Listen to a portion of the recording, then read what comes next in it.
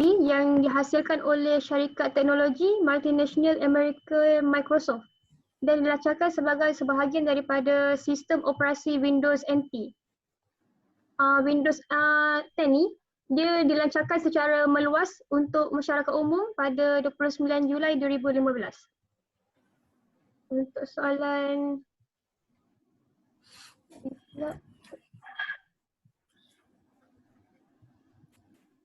untuk soalan B, dia kata dia nak version release. So Windows 10 ni, Windows ni, company ni dia release setahun 2 kali dalam bulan Mac ataupun September melalui semi-annual channel. Ni kita ada dia punya version-version dia 2004, 1999 semua ni ada dalam jadual dia. Ni dia punya masa dia releasekan dia bila. Diorang akan servis dengan kemaskini kualiti bulanan selama 18 atau 30 bulan dari tarikh pelepasan bergantung pada dasar kitaran hidup. Okay, untuk soalan yang seterusnya, significant features for each big update. So maksudnya apa yang membezakan update ni dengan update yang sebelumnya? So kalau Windows 10 ni, kita boleh install Linux ni dengan lebih cepat, dengan dia ada big performance boost. Microsoft ni dia mempunyai versi baru dari subsistem Windows untuk Linux, iaitu dipanggil dia WSL2 yang dilengkapi dengan peningkatan prestasi yang besar serta kemampuan untuk mengemaskini kernel Linux. Kalau Windows yang sebelum ni dia tak ada kelebihan ni. Windows 10 dia ada.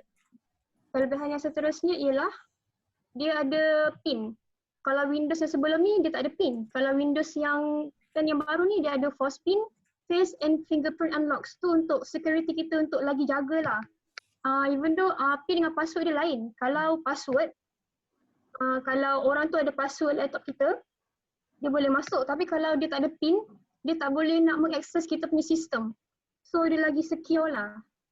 Untuk kelebihan yang seterusnya ialah kalau Windows yang sebelum ni, dia ada Microsoft Win dengan ada WordPad. Dan kita tak boleh nak uninstall benda ni kalau kita tak suka. Tapi kalau Windows 10, kalau kita tak berminat dengan dua aplikasi ni, kita boleh uninstall. Windows 10 ni dia membenarkan kita untuk delete apa yang kita tak suka. App yang kita tak suka. Untuk kelebihan yang seterusnya, dia akan update a fresh copy of Windows 10 when resetting your PC. Kalau Windows yang sebelum ni, dia akan bagi kita pilihan sama ada kita nak menyimpan ataupun menghapuskan fail peribadi kita. Tapi kalau Windows 10, dia ada pilihan lain iaitu kita boleh update kita punya Windows 10 semasa kita tengah shutdown. So dia akan menjimatkan lagi kita punya masa. Tak payah nak kena download balik, lepas tu kena pasang semua kemaskini yang keluar sejak tu. And now select to have the tool download the most recently updated version of Windows. Kelebihan dia yang kelima ialah FPS game bar. Kalau Windows 10, dia ada key dia yang tersendiri. Dia macam key dia lagi banyak untuk memudahkan kita bermain game tu. Kita boleh hit Windows key dan G untuk kita nampakkan performance widget. Kalau Windows sebelum ni, dia punya key dia limited. Dia susah nak main game. Dan kalau Windows 10 ni dia macam ada banyak key, so kita boleh tengok game tu secara meluas. Dia punya performance widget dia. Itu saja daripada saya. Terima kasih. Okay, next.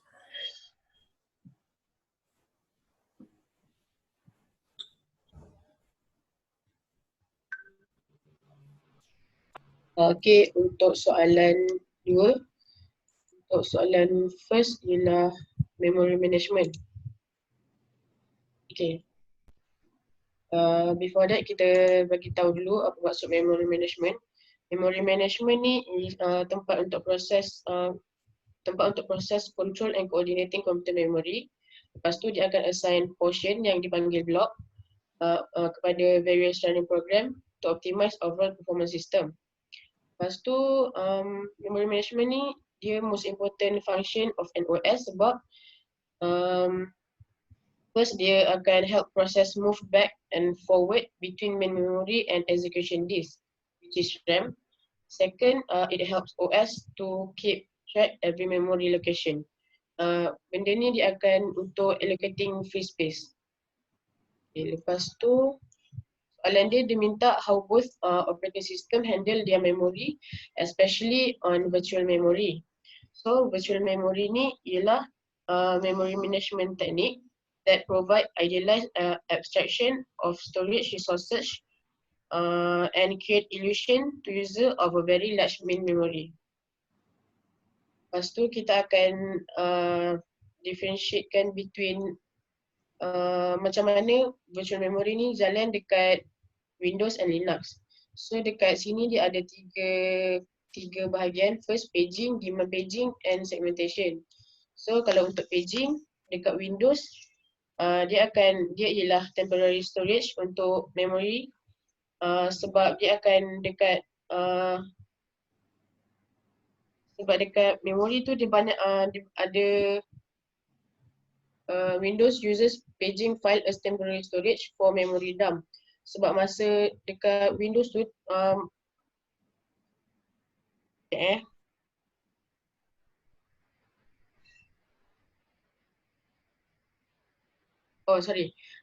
kalau dekat Windows digunakan sebagai temporary storage untuk memory, sebab dekat masa memory tu dia banyak sangat lambakan memory, sebab dekat sini memory dump. Lepas tu kalau masa sistem reboot, Windows will copy the memory dump from page file to a separate file, and then dia akan free the space that have been used in the page file. Kalau untuk Linux, dia support unlimited of swap backend such as device and files, atau dia akan support tugas backend. Lepas tu if a kernel need to swap page out of physical memory, it will use high priority of backend with the available space. Lastly, dia akan gunakan multiple swap to assign same priority. It will use round robin fashion and provide improved performance. Lepas tu untuk demand paging, demand paging dekat Windows ni dia akan use cluster demand paging, and when requested the page are saved in the memory. Dia guna cluster demand paging ni sebab untuk page atau place multiple pages whenever have a page fault. Lepas tu kalau demand paging ni requested, dia akan save dalam memory and dia akan memorize 1 through 8 pages at time instead of 1 by 1. Dia akan ingat satu memori yang banyak, tapi dia tak buat sikit-sikit lah. Lepas tu untuk Linux, load executed image into a process of virtual memory.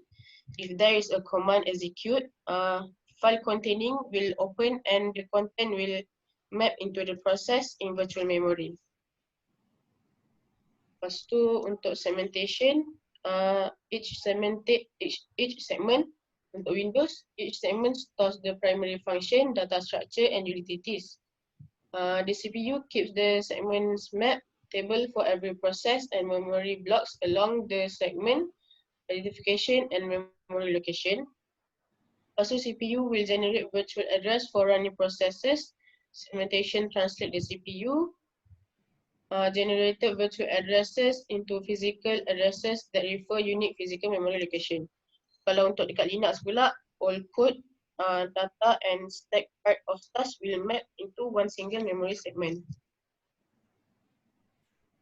Okay, untuk soalan kedua, dia minta any limitation of maximum or minimum memory required by each or especially on 64-bit and 32-bit. So before that, kita akan tahu 32-bit and 64-bit ni, kalau dalam komputer, it is referred to the type of central process unit, OS, driver and software program that uses the particular architecture. So the difference between 32-bit and 64-bit is, untuk yang first, 32-bit system can address maximum dia. Maximum untuk 32-bit address ni ialah 4GB RAM. Tapi kalau untuk 64-bit pula, dia register theoretically reference 16 exabytes of memory. Lepas tu actual limit of 32-bit biasanya dia tak totally 4 GB RAM. Dia akan kurang sikit daripada tu sebab nanti yang lebih, contoh kalau dekat sini cakap 3.5, yang lagi 0.5 tu dia register untuk ada store data, ada memori lah. Lepas tu kalau untuk 32-bit program, dia boleh run dalam 64-bit system. Kalau computer with 32-bit operating system but the processor is 64-bit, dia boleh, it will not run as it full capability. Dia boleh run tapi dia tak boleh fully nak accept apa yang 32-bit punya permintaan lah. Lepas tu kalau untuk 64-bit, the most important things is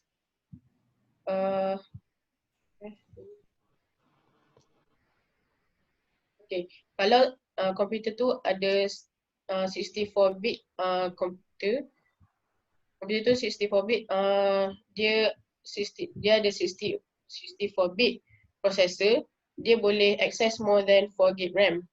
Lepas tu 64-bit program will not run on a 32-bit system. Lastly, a computer with a 64-bit processor can have 64-bit or 32-bit of operating system. Okay, lepas tu untuk soalan yang last, dia kata compare and recommend which OS utilize its memory more efficient in terms of normal usage and server usage. Kalau untuk normal usage, pada pendapat saya, Windows is the better operating system lah untuk normal usage. Sebab simple to use, kalau Linux more complex. Lepas tu kalau Windows ni pula, dia familiar to normal user in terms of how the operating system work than Linux. Lepas tu yang ketiga alasan dia sebab normal user ni dia lagi terdedah kepada OS, dia lagi terdedah kepada Windows berbanding Linux. Lepas tu kalau untuk server usage pula, the best dia ialah Linux operating system sebab Linux provide free fee for every kind of user. Kalau Windows dia kena bayar. Lepas tu kalau Linux ni dia better security and more stable operating system. Lepas tu kalau Windows ni less stable sebab virus, hackers or malware dia senang lagi nak apa tu nama dia? Nak detect lah, dia senang lagi senang nak hack kita punya komputer. Lepas tu kalau Linux dia run very well. Walaupun ada old equipment dalam Linux tu tapi dia still berjalan dengan lancar lah berbanding dengan Windows. Lepas tu last sekali, Linux ni dia tak collect data, private data sebab dia take care of privacy. Tapi Windows ni ada some of the application ataupun application kita kena masukkan data-data kita. So dia macam lagi kurang privacy lah. Okay, itu je. Terima kasih.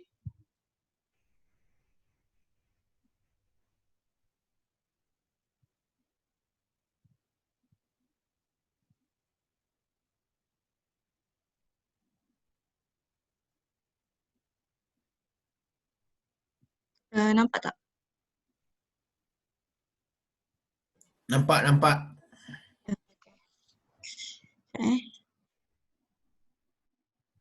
Okay, saya akan present tentang process management 2B. So when we talk about the process management, we must know the definition of process management.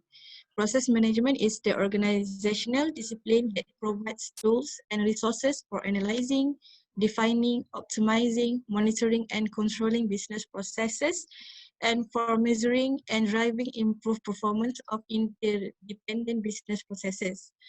So we go through Linux first. Linux is not imminent as much as it is popular task scaled. Relevant scenario, Linux are modular which can be easily changed. Windows major tinkering is needed to use a custom process schedule. Okay, costume ni allow you to create the exact windows you need for your home or business. So we can design we can design your home for your own, and you can manufacture with the specific requirements. Relevant scenario, Windows use a model that works well enough for small processor. After that, explain the operating system effect with various CPU type. CPU is the central processing unit. It is the brain of the computer that manage all the system that in the computer. Intel and AMD are both leading CPU manufacturer in the market. There is the type of Intel. Intel have the Core i3, Core i5, Core i7, Core i9, and the latest one is the Core X that's released in 2019. So we go through Core i3 first. Core i3 is the lower core counts than higher grade CPUs. It tends to have 4 threads, also known as hyperthreading. So what is hyperthreading? Hyperthreading allows each core to do 2 things simultaneously. It is also allowed to run multiple daemon apps at the same time. So the Core i3 have the lower cache memory size. Because of that, it only can handle less RAM than other core processors. It is varying clock speeds. Okay, after that, Core i5, the lower mid-range step up from Core i3. It is typically lacks hyperthreading. So because of the lack hyperthreading, CPU performance does not efficient. It will nagging when download large applications. For example, a gamer will not want to download the PUBG mobile. It is not suitable to use the Core i5. But it has more core, currently 6 rather than 4. It is higher clock speeds. So when the clock speed is high, the more instructions that processor can complete per second. It is larger cache memory that can handle more memory. After that, Core i7. The top takes a step back. Released at 2017, CPUs had hyperthreading on desktop, but more recent generation do not. Higher core counts at up to 8 in the 9th generation.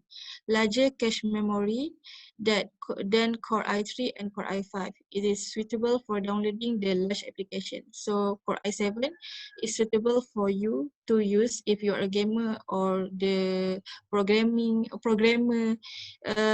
You have to use the Core i7, then Core i3 and Core i5.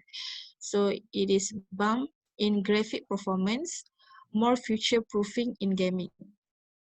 So for the last one is Core i9, the 9 leaders. The top of the Intel Core pack, we can find many top-performing processors. For example, Core i9 9900K, a current favorite for gaming. It is large cache memory, faster clock speeds, up to 10 GHz for boost. However, Core i9 CPUs still have the same maximum memory capacity as the Core i5. After we go through the Intel, so now I will show you the AMD, which is Advanced Micro Devices. AMD never fails to deliver equally powerful processors to customer as its rival Intel. It is wide range of processors, performs graphic processing to which compares to Intel, perfect for low to mid-grade gaming as well as video streaming for high-quality graphics, low price rather than Intel, suitable for server operating systems such as Windows Server and Ubuntu Server. Okay, the last question is, which is OS utilize its processor more efficient in terms of normal usage. Normal usage is the yang kita guna hari-hari lah. So Windows is more efficient than Linux. Why? Because OS allow users to play games, use Photoshop and Microsoft Office. it is less change for getting bugs. Ubuntu has higher change to get bugs because Ubuntu comes with no reliability. Okay, last one is for server usage. For server usage, the Linux is better than Windows. Windows 10 is slow on older hardware, while Linux distribution don't provide much of a performance boost. Linux provides a modern look and feel. Linux is free and has a great set of applications. Linux is more secure than Windows. Most of the web runs of Linux. Linux is run faster than Windows 10.8, 8.1 and Windows 10. So that's all for me.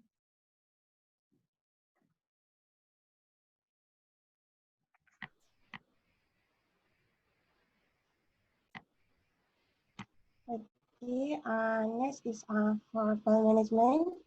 My name is Nofaharin Nabila. Okay, first what is file management? File management is a fundamental method for naming, storing, and handling files. Data that we work with on the computer is kept in the hierarchical file system, in which directory have file and subdirectories beneath them.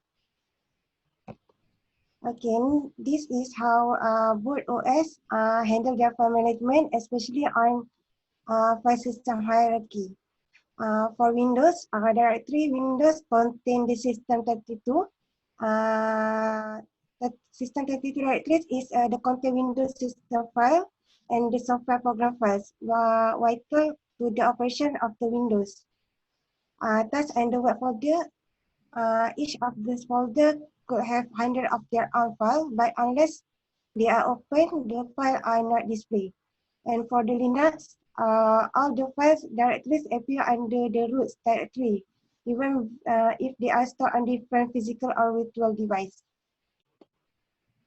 Okay, next is how boot system separate system file and normal file. For the Windows use a different data drive like C, D, E to store file and folder. For the C is the main hard disk partition, which is the content operating system and related system file. And for the D is the secondary hard drive or computer, often used to hold the restore partition or to provide additional disk storage space. And the E is for the hard disk. Okay, untuk the Linux, the file in Linux handle directory and also known as folder to maintain in the tree-like structure. For the Linux, it's tree file which is regular file or ordinary file.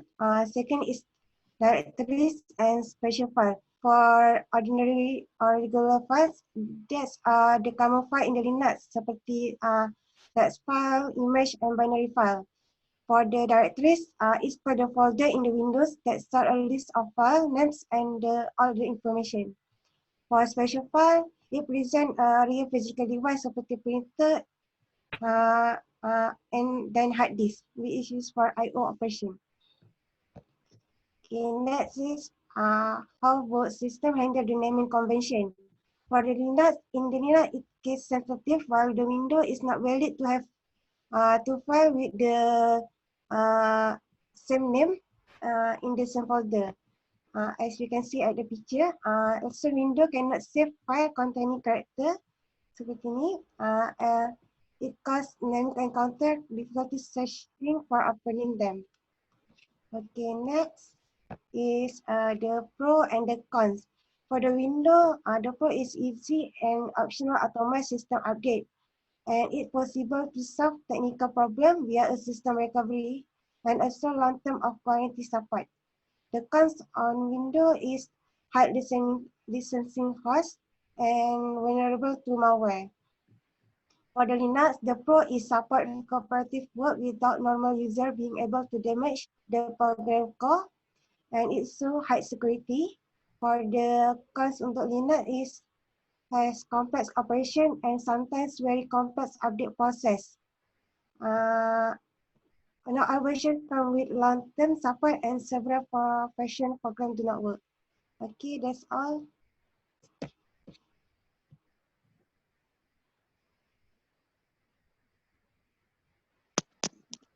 Okay, saya akan terangkan tentang soalan 3D.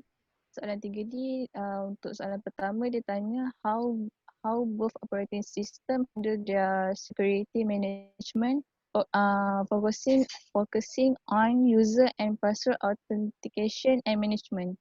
For the Windows, user authentication in Windows is under local security authority, or we can call it LSA. Windows provides for main types of user authentication, iaitu interactive, network, service and batch. Interactive login is the standard user sitting at a computer. Login approach using an input device to enter username and password. Service accounts that can authenticate without user interaction. For the batch application, the batch login process is allowed, which allows user authentication for batch user rather than interactive users. The Windows have a few authentication package include Kerberos. Okay, for the Linux PAM is a system of libraries that handle the authentication task of application service on the system. PAM is an acronym of Pluggable Authentication Modules. PAM supports account and session data handling, which is one of our standard authentication mechanism. This allows PAM to allow situation wherein certain groups of users can only log in between 8 a.m. and 5 p.m. and only via retina scan. Linux have etc5 for local user authentication. This file contains particulars and includes one entry per user. Okay, for next question, dia tanya how both operating system handle their security management, focusing on security kernel from unauthorized access. For the Windows, there are several app and system that can securing kernel from unauthorized access. For the Windows Defender application guard, this application target threats launched against Microsoft Edge using Microsoft Hyper-V visualization technology. User can design trusted sites to browse freely. If a site is not trusted, application ni dia akan open site tu dalam container, completely blocking access to memory, local storage, or any other resource of interest to attacker. Okay, for second one, user account control, UAC. UAC protects user by preventing malware from damaging a machine and to manage desktop. It so can the automatic installation of authorized apps and prevent accidental change to the system settings. For the last one, Windows Defending Device Guard. The features change from a mode where trusted unless blocked by antivirus solution to a mode where the OS trusts only apps authorized by an enterprise. It operates on two components. The first one is kernel mode code integrity KMCI, protects kernel mode process and drivers from zero attack by HVCI, and the second one is user mode code integrity UMCI. Is enterprise grade application whitelisted that achieve PC lockdown for enterprises using trusted apps. For the Linux, as the base of mobile computing environment, the Linux kernel provides Android with several key security features, including a user-based permission model, process isolation, extensible mechanism for secure RPC, the ability to move unnecessary and potentially insecure parts of the kernel. There are several systems in the Linux that securing kernel from unauthorized access, including the application. There are several Android's application security is enforced by the application sandbox, which isolates apps from each other and protects apps and the system from malicious apps. Second one is system partition and safe mode. The system partition contains Android's kernel that as well as the operating system libraries, application runtime, and application frameworks. This partition is set to read only when a user boots the device into safe mode. Third-party application may be launched manually by the device owner but not launched by default. Okay, for the next question, explain how operating system handle an attempt to hack your system from the internet. For the Windows, in Windows hacking, the Windows OS user password that appears Windows begin login must log in Windows kan ada password. Dia helps user to avoid unauthorized access the device. Malware is a malicious software that can perform a variety of functions, including stealing or deleting sensitive data, modifying core functionalities of the system, and tracking the activities of the victim secretly. There are different factors which can lead to malware being installed in your system. One is running third-party software or pirated version of an operating system which is not or update. In Windows 10, there's a firewall filters catch something unusual. It refuses it to access your operating system and private network. Firewalls is essential to stop hazardous from accessing your network. They will block specific programs if the activities is deemed too risky from accessing the internet. Okay, for the Linux is an inherently secure operating system, although the system administrator may need to understand the operating to make it totally bulletproof. A username and password combination is required for local security measures into the system, which provide the basis for the user verification, unlike Windows system where the security measures and procedures vary from one version to the next. The Linux system used as workstation. The information provided earlier regarding protection on Linux servers therefore applies equally to Linux clients. Linux is using IP tables that to boost system security. IP tables help manage network traffic through the configuration of such rules implemented by Linux kernel firewall.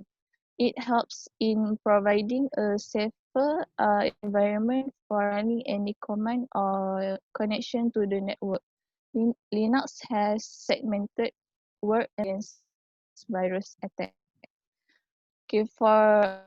Okay, normally hackers are therefore often more interested to attacking Windows because the virus or malicious malware they are developing can impact a wide user group. This in effect will keep users Linux safer. To put it simply, we may assume that Linux has certain features that make it better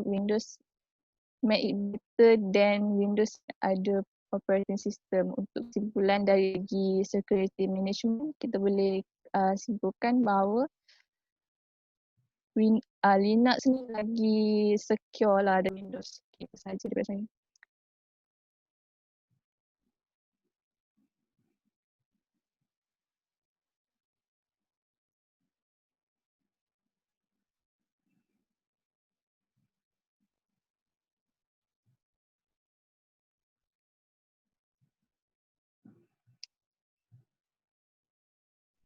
Untuk soalan nombor 3, dia minta comparison between Windows dan juga Linux.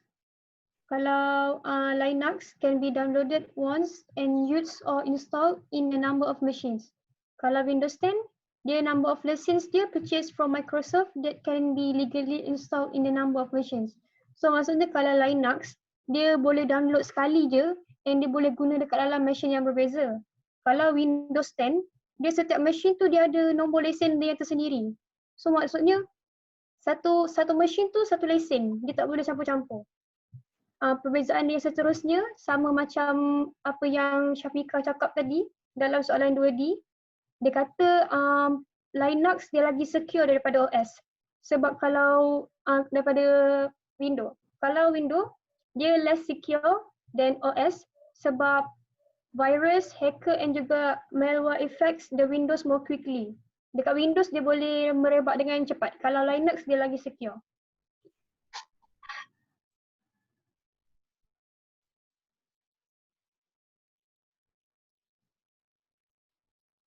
Okay, untuk yang ketiga, Linux has good performance. It is much quicker, fast, smooth, even on the older hardwares. But Windows 10 is slower compared to Linux because of running batches at the back end. It requires a good hardware to run.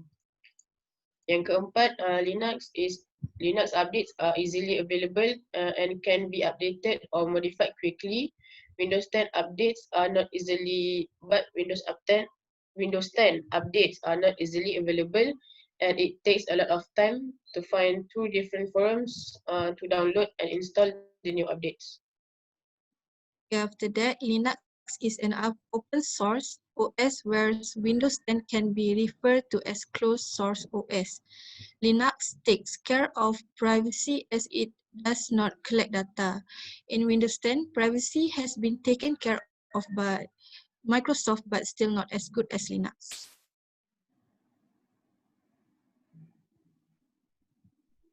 Linux is mainly used by developers because of its command line tools. We can use a number of command lines tools and effective scripting in Linux. Windows 10, mainly used for its desktop OS, is more popular among developers for its user-friendly look. Next, Linux is providing online support with a number of forums and websites to check and understand Linux. But support is also provided. Windows 10 has a lot of documentation on the official website, and paid support is being provided by Microsoft only. And Windows 10 support is more easily accessible.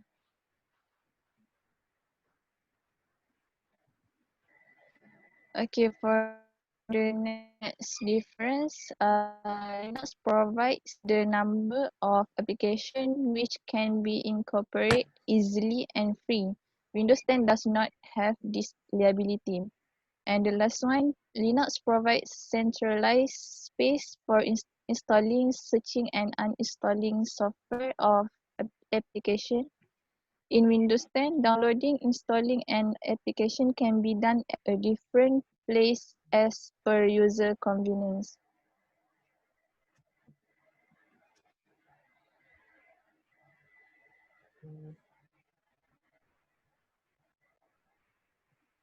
That's all from us. Thank you.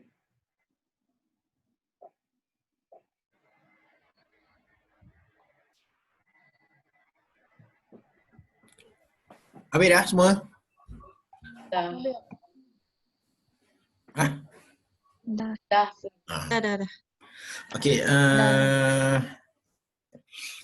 yang antara operating system yang mana user friendly?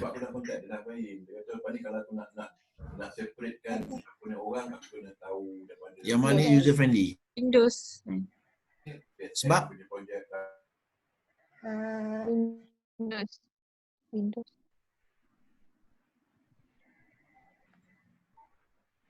sebab apa? Easy to use. Dia boleh guna dengan untuk semua orang, untuk normal usage, untuk programmer, untuk developer semua. Daripada dari segi in term file management, which one?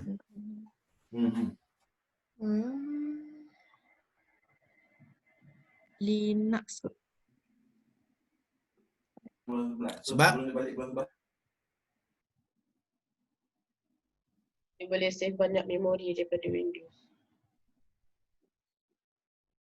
okay, dah submit report.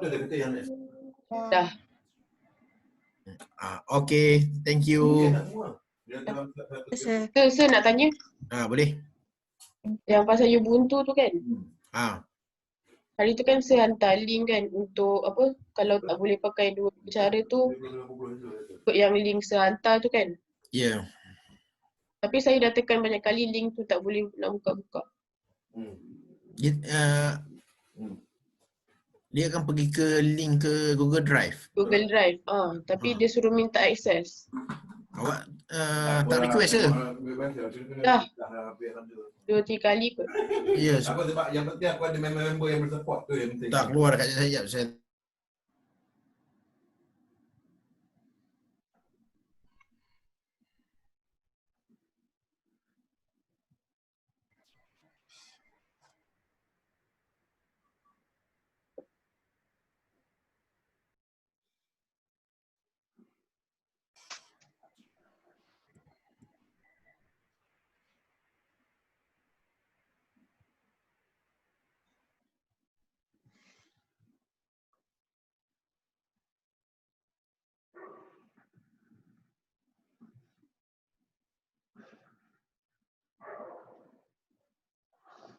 Saya dah update allow dah semua. Cuba try. Okay, apa-apa nanti inform lah. Okay, sir. Okay. Terima kasih. Okay, Assalamualaikum. Tinggal 2 minggu je kalau. Sir. Thank you, sir.